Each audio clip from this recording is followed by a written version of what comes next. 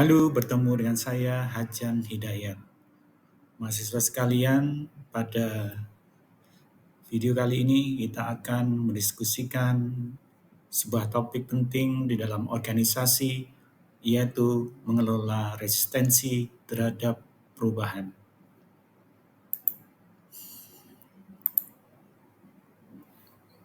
Setelah kalian menonton video ini, maka diharapkan kalian dapat yang pertama menjelaskan konsep resistensi terhadap perubahan, mengidentifikasi faktor-faktor penyebab resistensi terhadap perubahan, menganalisis dampak resistensi terhadap proses perubahan organisasi, dan yang terakhir mampu menjelaskan strategi dan pendekatan untuk mengelola resistensi. Kita mulai diskusi pada video kali ini dengan membahas tentang pengertian resistensi terhadap perubahan. Apa itu resistensi terhadap perubahan? Resistensi terhadap perubahan diartikan sebagai pikiran, emosi, atau perilaku apapun yang tidak sejalan dengan perubahan aktual atau potensial pada rutinitas yang ada. Jadi, resistensi atau sebuah penolakan itu bisa diwujudkan dalam bentuk pikiran, ya, ketidaksetujuan, atau sebuah perasaan, ya, tidak setuju, keberatan, ya, kecewa dan lain sebagainya, atau dalam bentuk perilaku, ya, dalam bentuk tindakan.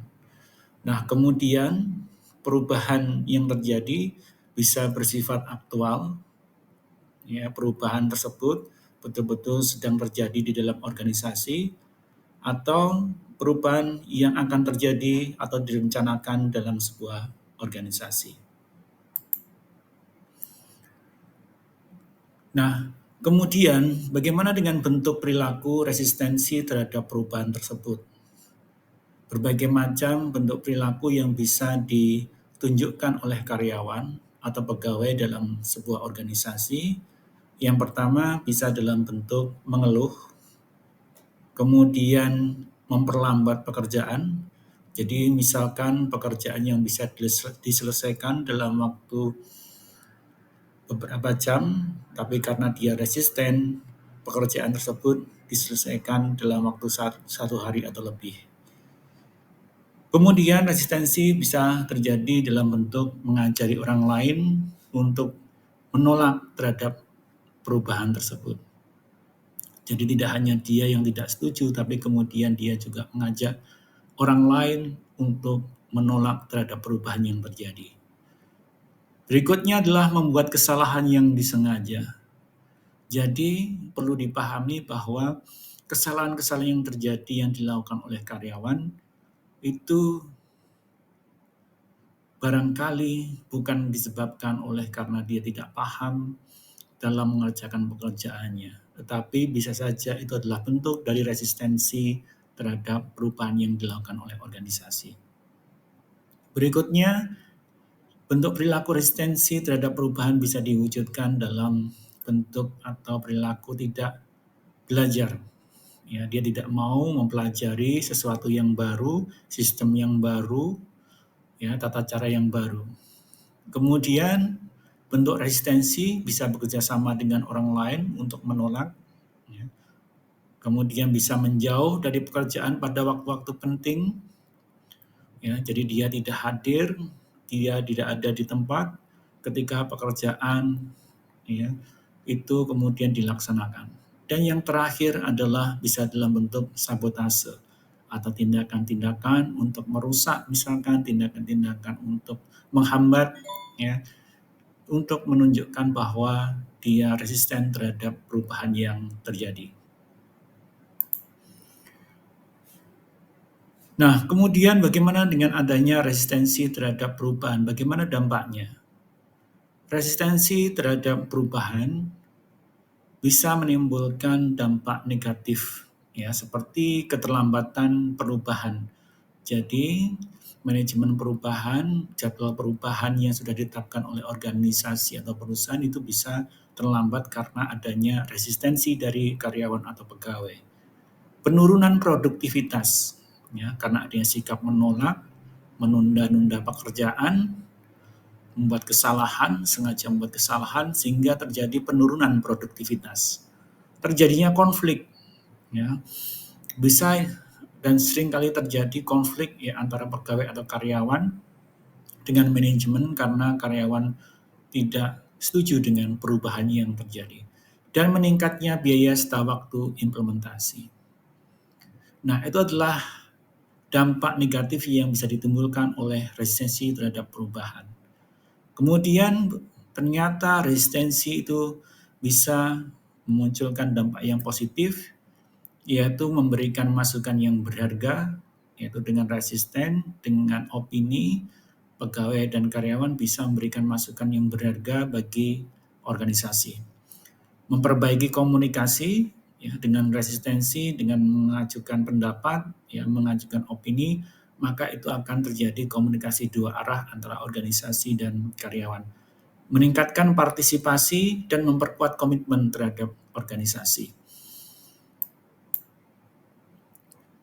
Nah, apa atau bagaimana penyebab terjadinya resistensi terhadap perubahan? Atau kenapa pegawai atau karyawan itu menjadi resisten terhadap perubahan? Nah, penyebab resistensi ini bisa dikategorikan menjadi dua, yaitu level pribadi dan level kelompok.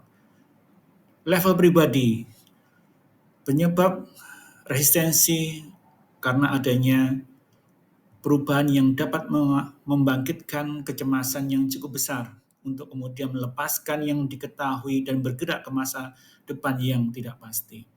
Jadi pegawai, karyawan, dia merasa cemas ya karena dengan adanya perubahan yang terjadi, dia harus melepaskan apa saja hal yang dia ketahui selama ini. Nah, kemudian tidak hanya itu, mereka juga tidak tahu bagaimana nasib mereka di masa depan. Yang kedua, selain kecemasan, juga karena tidak yakin apakah keterampilan dan kontribusi mereka yang ada akan dihargai di masa depan, atau mungkin memiliki pertanyaan signifikan tentang apakah mereka dapat belajar berfungsi secara efektif dan mencapai manfaat dalam situasi yang baru. Jadi ada perasaan tidak yakin tentang apakah keterampilan yang mereka selama ini dan kontribusi yang mereka sudah berikan pada organisasi itu akan dihargai di masa yang akan datang.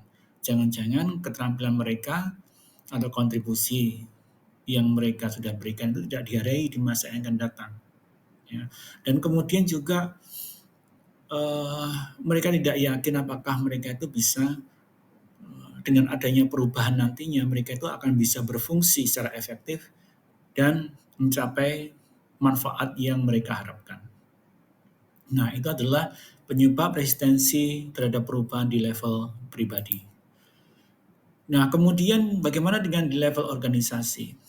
Nah, ada 3 bentuk yaitu perlawanan teknis, perlawanan politik atau perlawanan budaya. Jadi resistensi teknis, resistensi politik, dan resistensi budaya.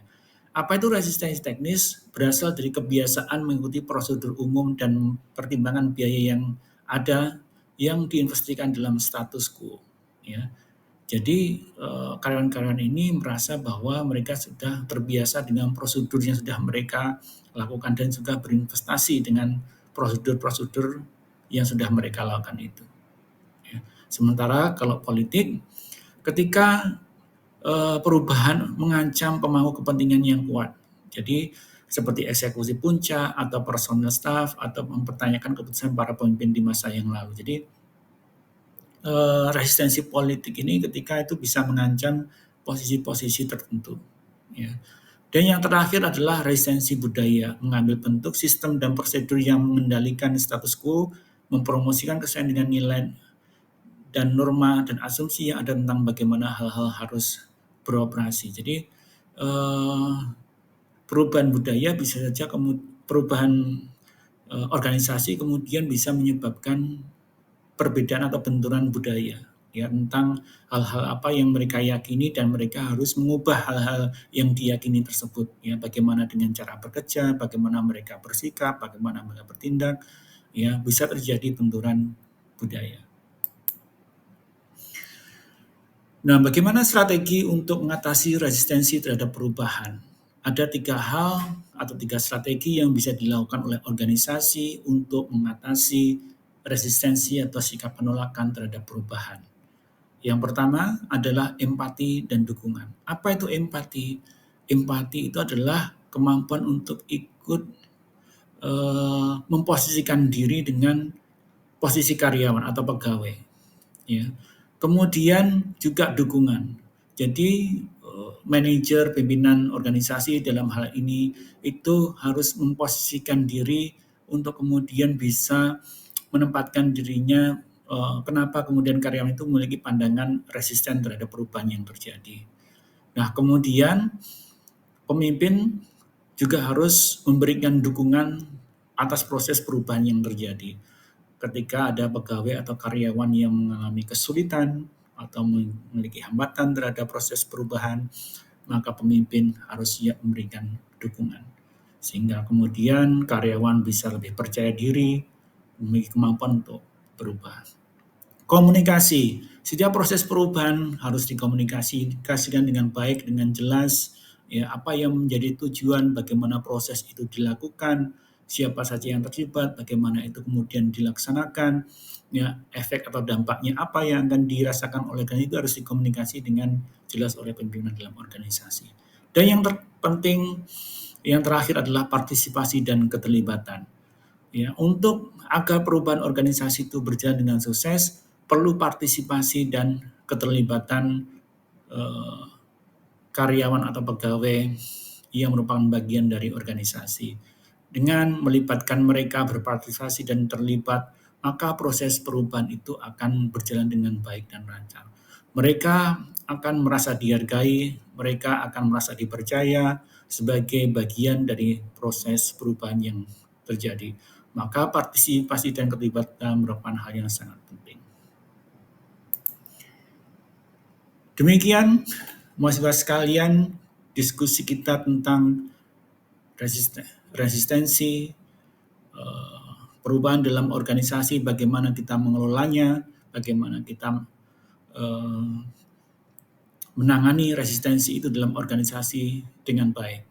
Semoga diskusi kita pada kesempatan ini bisa bermanfaat bagi kalian semua. Terima kasih dan sukses selalu.